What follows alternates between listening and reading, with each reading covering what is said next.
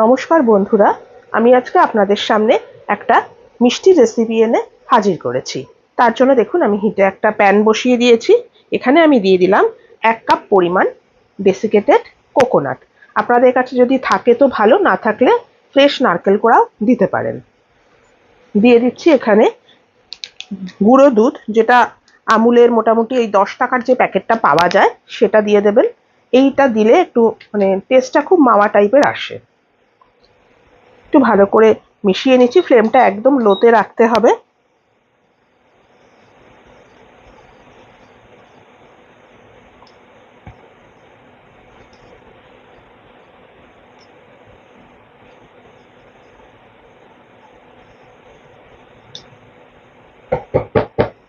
ভালো করে আমি মিশিয়ে নিলাম।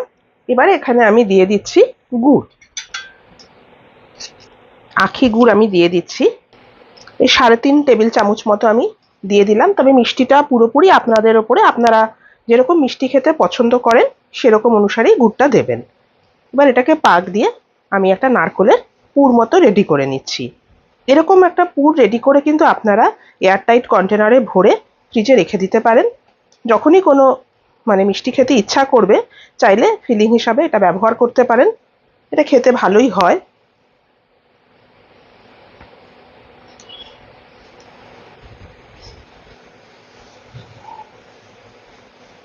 পাকটা দেখুন অনেকটা হয়ে এসছে, আর একটু আঠা আঠা হবে। এবার আমি একটুখানি কিশমিশ কুচি করে দিয়ে দিলাম।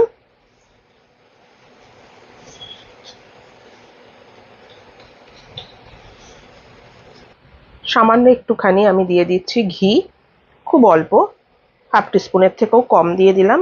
এটা দেবেন এরমভাবে নারকেলের ফিলিং রেডি করার সময়, এতে কিন্তু গন্ধটা খুব সুন্দর আসে, খেতে খুব ভাল লাগে।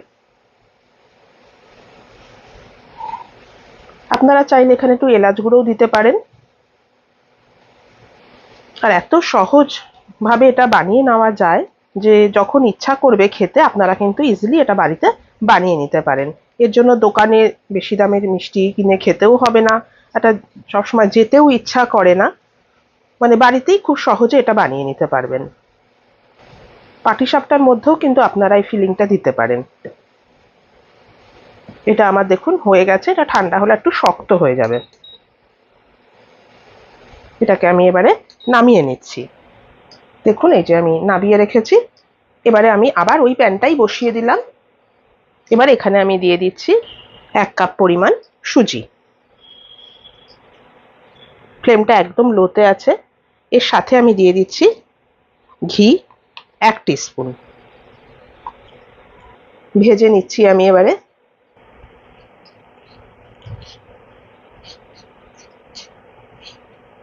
একদম লো হিটে করতে হবে। ঘিয়ের সাথে সুজিটা ভালো করে মেশানো হয়ে গেছে। এবারে যে কাপটা মেপে আমি সুজিটা নিয়েছিলাম, সেই কাপটা মেপেই আমি এখানে 1 কাপ পরিমাণ জল দিচ্ছি। তবে জলটা একবারে দেবেন না, অল্প অল্প করে দিয়ে একটা ডো রেডি করতে হবে।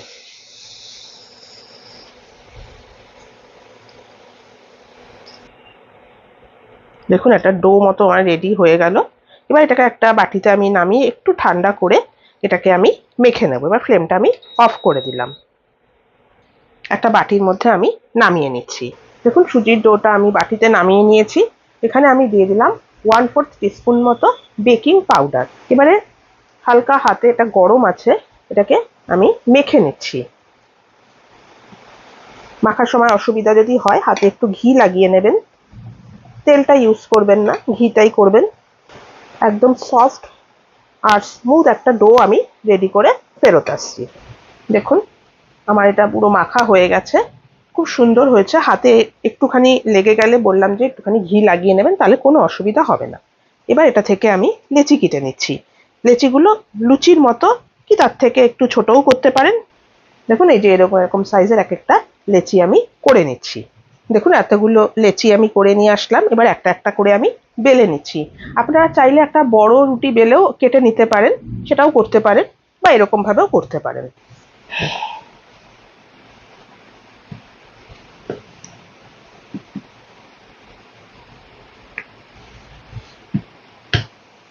দেখুন এই যে পুরটা বেশ শক্ত হয়ে গেছে। এরকম সাইজের এক একটা হাতের সাহায্যে এরকম শেপ দিয়ে নেবেন, তাহলে খুব সুবিধা হয়। এগুলোকে এরকম ভাবে মাঝখানে বসিয়ে দিতে হবে। এভাবে বসিয়ে এটাকে ফোল্ড করে দিতে হবে। আমি দেখাচ্ছি আপনাদের। এই যে দেখুন,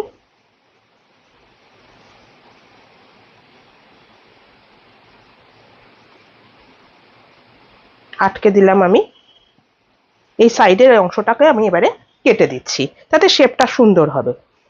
একটা বাটি বসিয়ে আপনারা বা কিছু একটা কাটার দিয়ে এরকম ভাবে শেপটা দিয়ে কেটে দিতে পারেন। দেখুন, এই যে ছুরি দিয়ে আমি এরকম ভাবে কেটে একটা সুন্দর শেপ দিয়ে দিলাম। এই যে এরকম একটা শেপ দিয়ে দিলাম। এরকম ভাবে সবগুলো রেডি করে আমি আপনাদেরকে দেখাচ্ছি।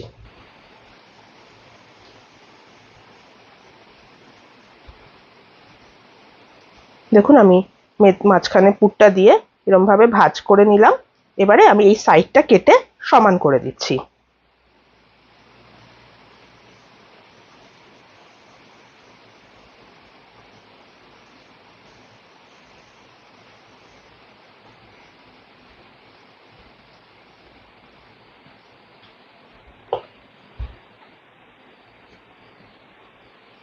এবার আমি আবার ভালো করে চেপে দিচ্ছি। দেখুন, এরকম ভাবে সবগুলো রেডি করে আমি আপনাদের দেখাচ্ছি। আমি হিটে একটা প্যান বসিয়ে দিয়েছি। তেল এখানে দিয়েছি কিছুটা পরিমাণ, এটা গরম করতে দিয়েছি। আপনারা তেল ঘি মিশিয়েও দিতে পারেন। আর দেখুন, এই যে এগুলো আমি রেডি করে নিয়ে এসেছি। তেলটা গরম হয়ে গেছে। এবার একটা একটা করে আমি এগুলো মিষ্টিগুলো ছেড়ে দিচ্ছি। একটু গোল্ডেন টাইপের এটা ফ্রাই করতে হবে।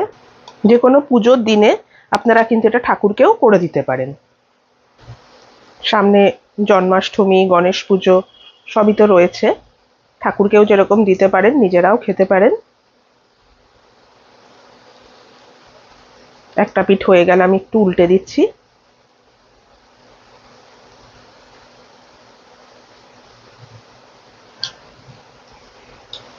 এই মিষ্টিগুলো এরকম ভাবে ভেজে খাওয়া যায়, সেটাও যেরকম খুব সুন্দর লাগে, আবার রসে ফেললেও খুব সুন্দর লাগে। একটু হালকা রসে ফেলবো আমি। অনেকে পছন্দ করেন না, শুধু শুকনোটা ভালোবাসেন, তাদের জন্য আমি এটা বললাম। দেখুন, আমার লালচে করে ভাজাটা প্রায় হয়ে এসছে। যেটা যেটা হয়ে গেছে আমি তুলে দিচ্ছি তেল থেকে।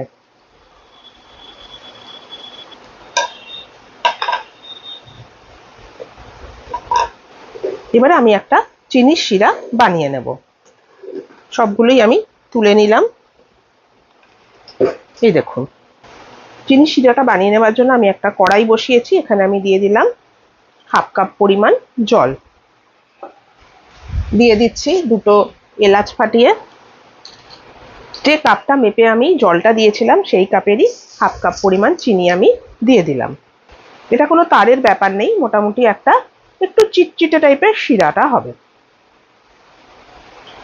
চিনিটা গলে যাওয়ার পরে একটুখানি আর একটু ফোটাতে হবে আর কি। দেখুন, চিনির শিরাটা আমার রেডি হয়ে গেছে। তো চিটচিটে টাইপের একটা শিরা আমার রেডি হয়ে গেছে। ফ্লেমটা আমি একদম কমিয়ে দিলাম। এবারে যে সুজির যে মিষ্টিগুলো আমি রেডি করেছি সেগুলো আমি এখানে দিয়ে দিলাম। একটু গরম অবস্থায় এরকম ভাবে দিলে রসটা তাড়াতাড়ি ঢুকে যায়। এটা আমার হয়ে গেছে। এবারে আমি এটাকে ঢাকা দিয়ে একটু রেখে দেবো, ফ্লেমটা অফ করে। তাহলে বন্ধুরা, কেমন লাগলো আমার আজকের এই রেসিপিটা অবশ্যই কিন্তু আমাকে কমেন্ট করে জানাবেন। ফ্লেমটা অফ করে দিলাম। এবার একটুখানি আমি ঢাকা দিয়ে দিচ্ছি। কিছুক্ষণ বাদে আমি আপনাদেরকে এটা সার্ভ করে দেখাচ্ছি।